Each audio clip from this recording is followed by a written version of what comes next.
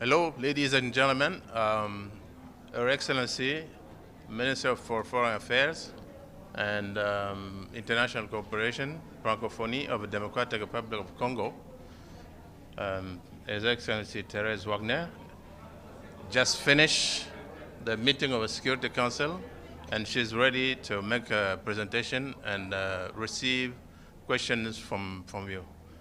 Your Excellency, you have the floor.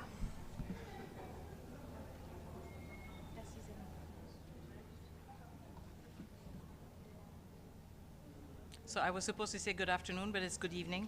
Ladies and gentlemen of the press, today I address the UN Security Council on the grave situation in the Democratic Republic of the Congo for the second time in 48 hours. We are at critical juncture, and I felt it was my duty to reiterate on behalf of the government and the people of the DRC the urgent need for decisive action by the Council. I welcome the fact that the Council has recognized Rwanda's responsibility for the violation of our sovereignty and our territorial integrity, as well as the violence currently unfolding in Goma. However, words have not been enough to end the human suffering and the aggression and onslaught on Goma. It is now time for the Security Council to act. Millions have been displaced, thousands are trapped in the besieged city of Goma with restricted access to food, water, electricity, security. Countless lives have been lost. Enough is enough. Rwanda cannot be allowed to continue to act with impunity, and I therefore called on the Council to act in defense of the principles of multilateralism and international law. The DRC welcomes the decision by Germany, not a Council member, to cancel its planned meetings next month on development aid with Rwanda and to urge Rwanda and the M23 to withdraw their troops. This is an example of the kind of action that we are calling for the rest of the international community to take, whether they are council members or not. The Security Council should take note. They cannot remain silent or inactive any longer. As I stated in the Security Council today, we demand 5 immediate actions, very actionable and very precise. Firstly, the unconditional withdrawal of Rwandan troops from sovereign Congolese territory. There is no path to sustainable, peaceful resolution without this crucial step. Secondly, it is imperative that the Council introduces sanctions targeting the command structure of the Rwandan Defense Forces to undermine its ability to wage war against the DRC and its people. Thirdly, the introduction of an embargo on Rwanda's illicit exploitation and exportation of mineral resources in the DRC will stem the financing of this aggression. As a reminder, the United Nations Group of Experts report, the last one, indicated that over 150 tons were illegally mined on a monthly basis and exported by Rwanda under the label of Rwandan minerals. Thank you. Fourthly, we are calling for the suspension of Rwanda as a contributor of troops to UN peacekeeping missions. We need to end the double standard, where Rwanda is able to contribute to UN peacekeeping forces while its troops kill members of the MONUSCO mission and the SADC mission. In less than 4 days, over 14 peacekeepers were killed, and this in absolute impunity. Finally, there must be total transparency in arms transfers to Rwanda in order to stem its ability to stoke further violence. This aggression is not only a threat to the DRC, but also to the entire region and the principles enshrined in the UN Charter. It is time for the United Nations Security Council to act decisively and send a clear message that Rwanda's aggression and impunity will not be tolerated. As I said to the Council, the rules of multilateralism apply to us all. There is no Rwandan exceptionalism. Thank you.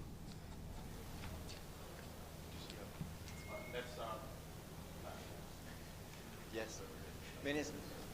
Minister Stefano Vaccara, La Voce New York, Ital Press. We heard what the Security Council, they did a lot of speeches about which of the P5, which one is not doing and didn't satisfy you or what you expected, and why the Security Council is still not doing what you expected the Security Council to do? I think We took note of the statements made by all the members of the council, P5 and non-permanent members. We also know that there are these public statements, but right now the council is also meeting behind closed doors. And so what counts for us, most importantly, is the outcome of those deliberations. It is important, of course, to hear permanent members and non-permanent members be very explicit. We noted a change in tone in some of the speeches that we heard today compared to 2 days ago. We welcome it. Of course, we deplore the fact that it had to come to at the cost of more human lives. And what we are focusing on right now is the result of the deliberations of the council. Just a quick follow-up is for the public that listen to you. Can you tell us what, for example, what member improved in the speech? Can you do some specific here? I don't have a full... Who is making, who is making things slowly? Who should hurry up? Well, I think watching the deliberations once more should be indicative enough. I think the reports that we have from the ground, the very compelling brief that was given by the DSRG, Vivian van der Perre, gave us a good impression of the realities everyone is facing. And so I would rather invite those with this very specific curiosity to themselves analyze what the different members of the council said. And I think this is also the important thing, the fact that everything is documented and history will be able to hold everyone accountable for their words or their silence. Thank you. Thank you very much, Foreign Minister. Lenka White from Russian RIA Novosti. If I can ask, please, have you tried to get in touch here or outside with the United States or Russia for additional help with the situation? Thank you. We have strong bilateral ties with nearly all members of the Security Council.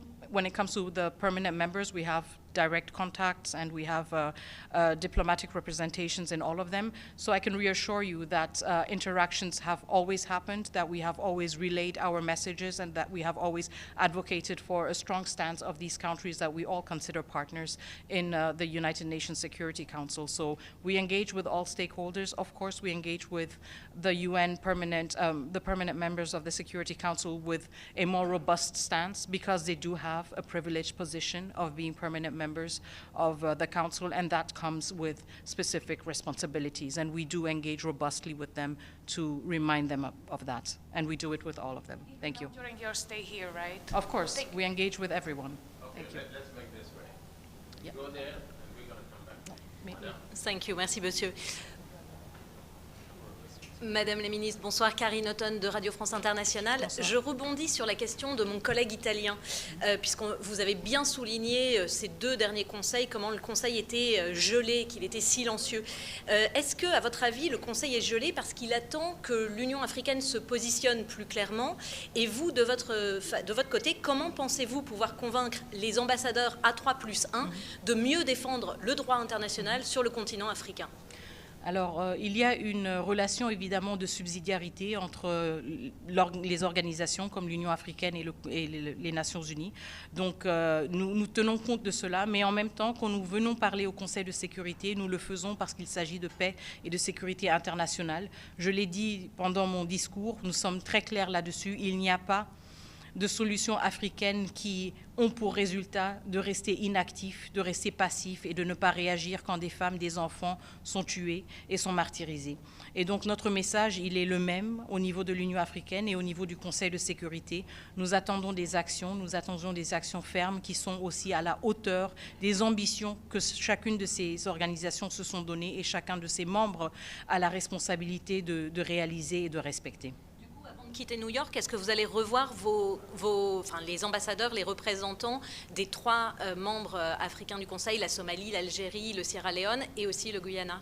Alors, ce sont des échanges qui sont continus. Je suis ministre, donc je ne suis pas ici de manière permanente. Évidemment, nous avons une mission permanente qui a toujours des contacts très rapprochés avec tous les membres du Conseil de sécurité, y compris les A3+. Et donc, cet effort et ce travail va toujours continuer.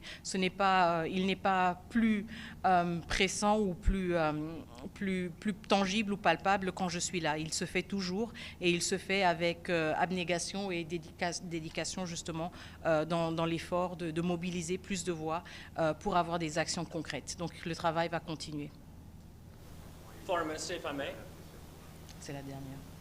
You've come with a long list, Sherwin Rice, South African Broadcasting, you've come with a long list of demands in terms of action from this council, but you might be well aware that this council is notorious for inaction, so I wonder if you might not be better off finding solutions elsewhere. You know, there was a ministerial meeting which you participated in at the African Union, the Peace and Security Council today. Tomorrow the EAC will meet at heads of state, I understand.